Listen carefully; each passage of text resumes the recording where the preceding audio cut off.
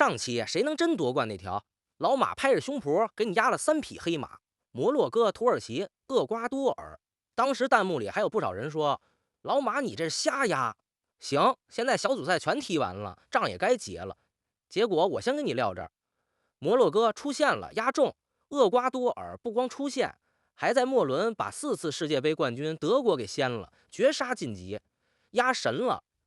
就土耳其3场团灭，老马这皮看走了眼，3皮压中俩，还掀翻了一个豪门，这成绩老马敢拿出来跟你当面对账？评论区有哥们阴阳老马，赛前挖坑，赛后收割。行，那今天这条准的不准的，一个不藏，全给你掰扯明白。对完账，再把赛场上新冒头的几匹黑马拎出来唠唠，看看下一个掀桌的可能是谁。我是第一次看球的老马，开整动账之前先垫俩底层的事，不然后边听着懵。第一，啥叫黑马？说白了就是赛前没人看好，赔率开的老低，可真打起来却能掀桌的队，跟你们班那个平时蔫不出溜，考试突然冲第一的同学一个意思。压黑马这事儿，乐子也在这儿，压中了贼有面，压不中也正常，本来就没人看好嘛，不丢人。第二，这届世界杯怎么算出线？2026这届扩军了，48支队，12个小组，每组4个，每个组踢完前2名直接进。可光前2名还不够数，还得从12个组所有的第3名里头挑出8个成绩最好的，一块凑成32强，开打淘汰赛。你就把它想成班里分组考试，每组前2名直接保送，剩下一堆第3名再拉出来排个队，分最高的几个补录进来。这条最好第3名的规矩你先记着，待会儿厄瓜多尔就是靠他死里逃生的。一句话，踢得稳，把分攒够才有戏，输的多了神仙也捞不回来。土耳其就是个活教训，底层铺完，咱开始对账。头一批摩洛哥，上期我咋说的？非洲之光，你可能对这名没啥概念。老马给你补个课，上一届卡塔尔世界杯，摩洛哥一路过关斩将，先后掀翻了西班牙、葡萄牙这些欧洲豪强，一直杀进了4强。这是世界杯90多年历史上头一支打进4强的非洲球队，也是头一支阿拉伯球队。当时把全世界都看傻了。所以这种队底子厚得很，老马压他是带着底气。现在呢，应验了，小组第2稳稳出现。不过末轮这一场赢得是真叫一个惊险，对手是小组垫底的海地，按说是个软柿子。结果开场第10分钟，摩洛哥那位扑点球封过神的门神布努，自己一个解围没处理好，皮球滚进了自家球门，乌龙送礼，海地1-0领先。好家伙，上届4强开场被垫底的海地给领先了。摩洛哥的当家球星，那个在巴黎踢球的边后卫哈基米站出来扳平，可还没等喘口气儿，海地的伊西多又捅进一个2-1，再次反超。堂堂上届4强被这届排名垫底的海地2度领先。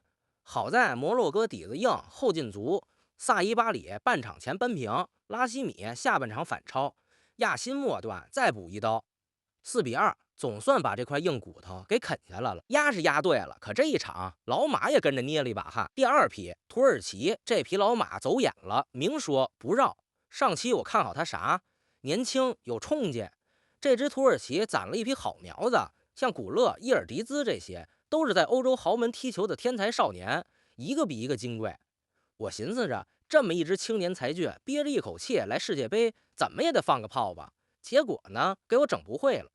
前2场0-2输给澳大利亚，0-1输给巴拉圭。你以为人家不努力？恰恰相反，这2场土耳其疯狂压着打，控球、射门数据好看得很，2场加一块轰了60多脚，结果一个球没进，60多脚扎不进一个，这上的劲儿看得人血压都上来。2场连输，一个球没进。第2场一打完，土耳其其实就已经提前出局了。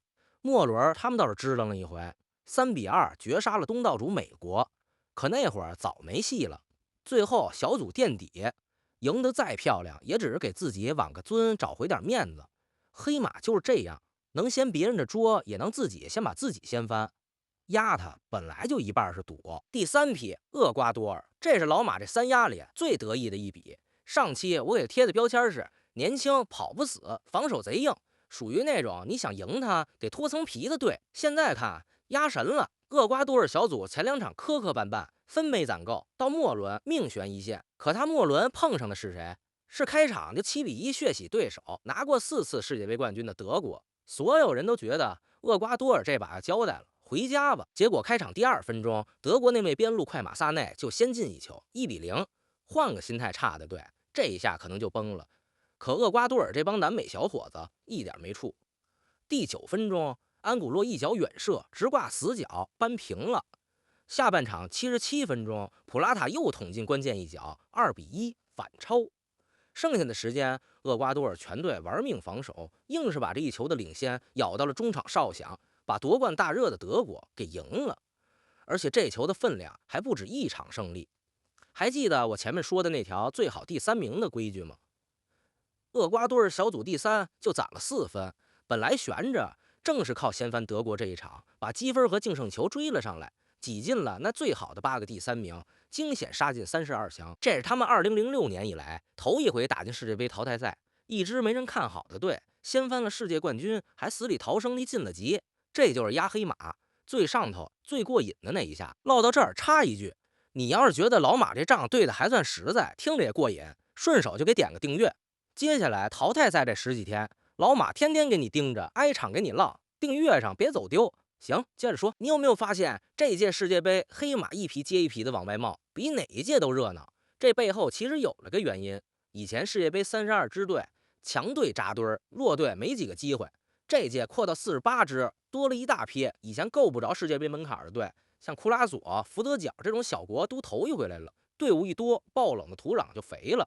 弱队抱着光脚不怕穿鞋的心气儿来拼命，强队稍微一松懈就容易被咬一口。所以你这届看球得把冷门俩字时刻搁心里，指不定哪场就给你翻了天。行，说回正题，再看看小组赛新杀出来的几匹黑马，一个比一个燃。头一个南非，这支队几十年都没在世界杯淘汰赛上露过脸了，可末轮他们1-0掀翻了亚洲强队韩国。更绝的是，韩国这边主帅为了这场生死战，居然把头号球星当家队长孙兴敏摁在替补席上，没让首发，想留着他后半段当骑兵。结果球还没等孙兴敏挑去发挥，南非那个球先进了，韩国一下就被动了。最后阴沟翻船，南非靠着这一球，队史头一回打进32强。对一个非洲国家来说，这是能写进国家史书的一晚。第二个，加拿大东道主，以前在世界杯压根就没赢过球，是出了名的鱼腩。可这回他们一场6-0把卡塔尔给削洗了，锋霸乔纳森·大卫一个人就上演帽子戏法，独中3元。当然，老马也得公道说一句，那场卡塔尔吃了2张红牌，最后只剩9个人，但能赢成这样，加拿大这胜利照样赢。最后他们稳稳进了32强，这是队史最好的世界杯成绩，全国都疯了。第3个，挪威，这支队28年没踢世界杯了，这回杀回来靠的是那个进球跟喝水一样的哈兰德。前2场他一个人就揣了4个球进兜里，帮挪威提前出了线。虽说末轮1-4被法国的登贝莱表演了个帽子戏法，好好上了一课，但小组第2出线，稳稳的。淘汰赛6月30号碰科特迪瓦，这一场挪威有的一拼。当然也不是每个小国都能笑到最后，新西兰这回就没顶住，末轮1-5被比利时打了个落花流水，早早收拾包袱回了家。黑马这碗饭从来都是九死一生。说完这些，压轴的也是老马觉得这届最炸的一个童话，得登场了。佛得角，佛得姐，你10有8九听都没听过这名，老马给你定个位，它是大西洋上紧挨着西非海岸的一串小岛，全国满打满算就50来万人，搁咱们这儿还凑不齐一个城区。注意啊，是大西洋边上的非洲岛国，不是加勒比海那旮旯，别记串了。就这么个弹丸小国，这是他有史以来头一回踢进世界杯决赛圈。结果倒霉催的一抽签进了个货真价实的死亡之组，同组蹲着刚拿了欧洲杯的西班牙，还有拿过2次世界杯冠军的乌拉圭。所有人都觉得佛得角来一趟开个眼长长见识也就到头了，可人家偏不认这个命啊！3场小组赛，佛得角1场没输，门将一次次把必进球给你神扑出来，硬是从西班牙、乌拉圭这2座大山的夹缝里把小组第2给抢了下来。末轮0-0逼平沙特，出现锁死。你猜这回最憋屈的是谁？是乌拉圭，堂堂2届世界杯冠军，末轮被西班牙1-0绝了，又让佛得角把出线名额给挤了。小组1轮游，打道回府，一个50万人的小岛，把2届冠军给踹出局了。这还没完，佛得角这一进，直接进了史书，他成了世界杯90多年历史上打进淘汰赛的最小的国家。没有之一。下一轮7月3号，他们要去迈阿密碰梅西领衔的卫冕冠军阿根廷，50万人的小岛对阵梅西。结局先不论，能走到这一步，佛得角这趟已经赢麻了。这就是世界杯，这就是为啥老马老劝你别看赔率，再小的地方也能做一回全世界的主角。行了，仗队完了，摩洛哥应验，厄瓜多尔掀翻，德国还晋了级，土耳其团灭。你瞅，这就是黑马，这就是世界杯最迷人的地方。没人看好的才有可能掀桌，压中了是惊喜，压翻了也正常。重点是啥？赛前你敢压，赛后你敢认，这球看着才有滋味。3匹压中俩，还掀了个豪门。老马这回不亏。那条阴阳老马赛后收割的评论，账我全摆这儿了，准的不准的一个没藏。真要说教训，就一条，下回压黑马胆子还得再大点，背的还得再多点，光压3个不够使。想跟着老马一场不落地看完这届世界杯的淘汰赛，点个订阅，顺手开个小铃铛，新视频一发，你头一个就知道。最后把球递给你，下一匹黑马你压谁？南非能不能再进一步？挪威闯不闯得过科特迪瓦？还有那个最炸的50万人的佛得角，7月3号面对梅西的阿根廷，能不能再爆一回天大的冷门？评论区写上，咱接着对账，到时候一个一个验。我是第一次看球的老马，咱们下一场见。